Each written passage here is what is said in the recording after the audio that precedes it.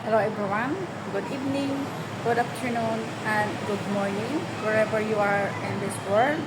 So guys, we are talking about the gymnastic girl lady, our younger girl, the gold medalist, youngest, youngest, uh, youngest uh, Carl Ed Carl Eldro Iolo. Hindi ko masyado siya kasing kabisado eh. Nagiging interesado lang ako nung nainis ako doon sa girlfriend ni Carlos or Caloy Iolo na ganun ang ginawa nila sa kanilang ina.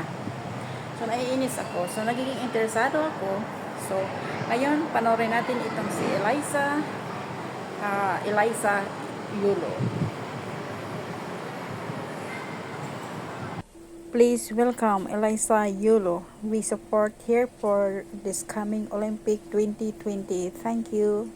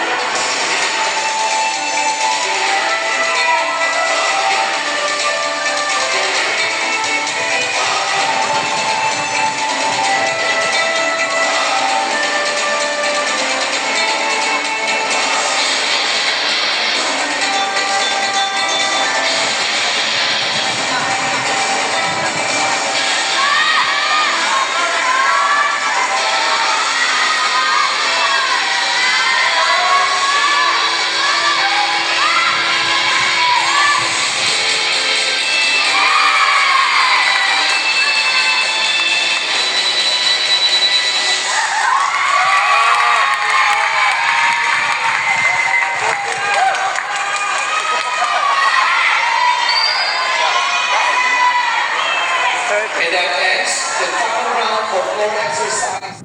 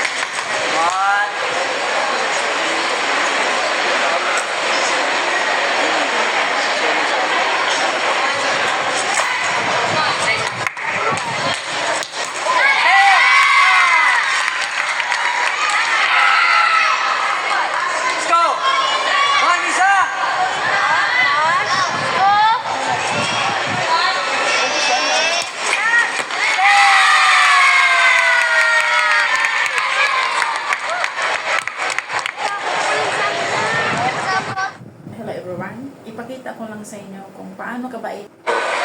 Sobrang saya ko po. Like, nakakagulat din po. Kasi po, first time ko lang din po ulit magpalaro ng secondary po. Sa elementary ba nag-follow ko? Isang beses lang po. Cluster 1. Cluster 1, na hindi pa yung mataas ka level. Cluster 1. Nanalo ko ba doon? Ng mali? Nanalo po parang third po ako na ng individual. Third. Branch pa lang. Anong year yung nag-elementary? Matagal na rin po yun eh. Mga Dumaguete, Kande. Sa vegan po. Sa Vegan. Pero dito, 5 out of 6. So, masayang masaya. Ano nangyari sa'yo doon sa vault mo, first try? Bakit nag-landing yun? Kasi po yung takbo ko po, hindi po maayos. So yung run mo? Sige, Eliza, very most likely na nakakuha ka ng 5 golds dahil nga last year talagang hinubog mo yung training mo sa US. Ano lang masasabi mo, paano nakatulong yun sa pagkapanalo mo dito ng more likely 5 golds? yung US training yun. Yung US. Paano nakatulong sa'yo? Sobra po, luminis po yung galaw ko tsaka yung mga skills ko po. Saka nag-US, Texas, hindi ba? Kansas po. Kansas. Score for Cavaliers. Missouri po. Missouri. 9.950. Cavaliers Eagle. Next kayo after this palaro, may mga events niya. Batang Pinoy po and JRC sa Thailand po. Batang Pinoy sa December. Apo. Ilan taong ka na ngayon? Ay, sa 15. Magsi-15 po this year. Tapos anong grade? 10 po. Sa Adamson. Apo. Eliza, para kanino mo lang dinidedicate itong napakaraming medals? Sa pamilya ko po. Of course, yung dream mo to be Olympian Yes.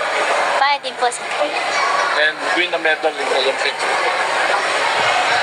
Bali ilang years ka nang nag-competitive on gymnastics? halos isang dekada na rin po. 10 years old pa lang. O 9? 3 po, nag-start na po. 3 to 4 years. 4 years old pa. Tama. Sorry. It's okay. Ay, sa ano pang tingin mong ma-improve sa'yo? Sa mga parados tingin mo yung kailangan mo pang i-improve? Yung siguro po yung mga jumps and leaps ko po kasi dun po ako nagkakaroon talaga ng deduction. What can you say about your physical conditioning? Malaki ka pa ba ng muscles? Opo, kailangan din po eh. Eliza, pangilan kayo sa magkakapatid, pakilan? Youngest po, pang fourth. How many? 4 children. And Eliza, yung family mo is known for dominating sa palaro gymnastics. So, anong pakiramdam na ikaw na yung latest dun sa line na yun ng family mo? Masaya din po, na-represent ko rin po yung apelyido ko tsaka yung NCR po.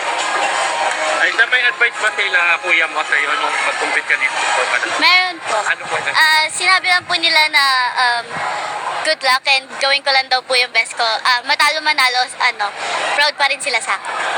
And, Sino kuya yan? Yung dalawang kuya mo? dalaw. Very good. Thank you. Thank you po. Thank you, Eliza. Thank you po. Congratulations. Thank you po.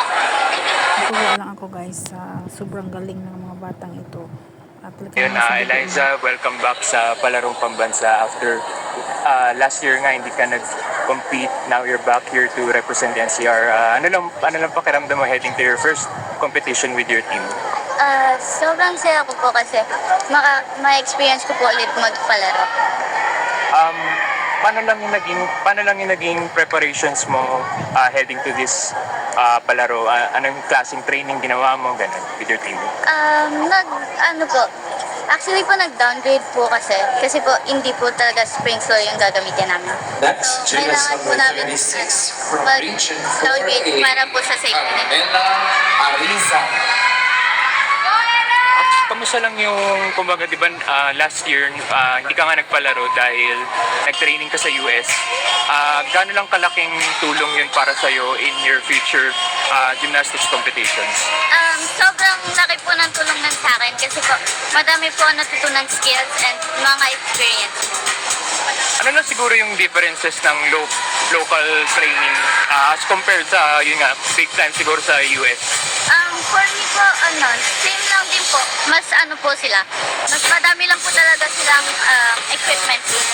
Kompletong-kompleto. And sa mga coaches mo naman dun sa US, ano lang siguro yung biggest lessons na nabigay sa'yo na makaka-prepare para sa'yo sa competition? Okay. Yung biggest po na nakatulong sa akin is yung hindi po nila ako pinapabayaan gawin yung skills agad na hindi pa po ako ready. Pero ganun din naman po yung mga coaches po dito. Mas po sila. Mas careful po sila sa mga bata. I believe first time after mo mag-elementary competition, first time mo mag-secondary level na, no? So, it's a bit of a big difference din. Paano mo lang siguro hinahandle yung pressure din na higher competition na? Po, minsan po kasi parang di ko po iniisip na competition, parang minsan po parang preparation lang po kay para hindi po ako kabahan. Kumbaga, just keep it fun, keep it light lang. Teachers and coaches, please refrain Sa team competition, nakita ko kasing schedule na lahat ng aparatos magko-compete kayo. Ano ba yung mga individual, may individual competitions ba? Meron po, individual all around po ngayon. Ano po? Siguro after this palaro, ano na lang yung what's next for you after this competition? Babalik ka ba sa US? Ano lang yung future? Preparation po for Batang Pinoy and JRC po sa Thailand po. Thank you.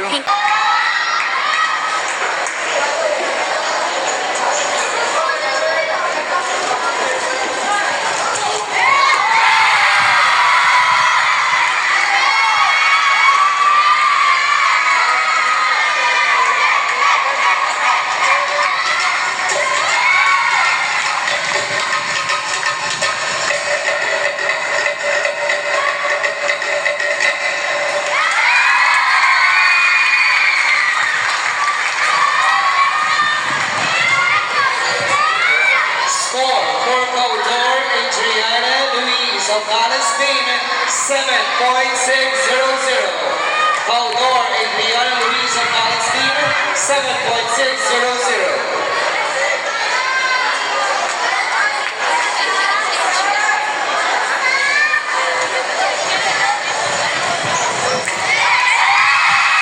Score for Agnes Talula Adrian Rose of Palestine, 8.650. Agnes Talula Adrian Rose of Palestine, 8.650.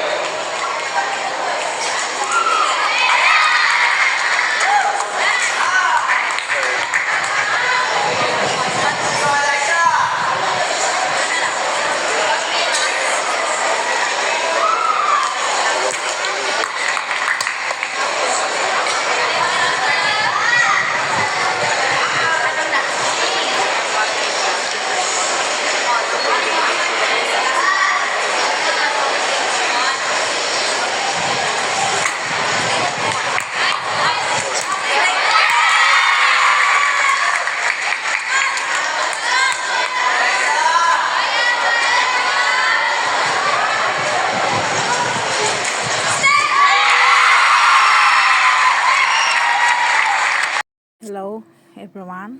Ay nakatanggap po yung mama nila ni Carl Eldro Yulo and Eliza Yulo.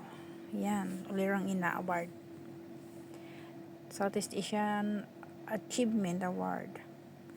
Nagmula dito sa kanilang dalawang anak na gymnast na si Carl Eldro Yulo and Eliza Yulo. Like and subscribe my YouTube channel, Rosalie Sibilia Rose 13. Thank you.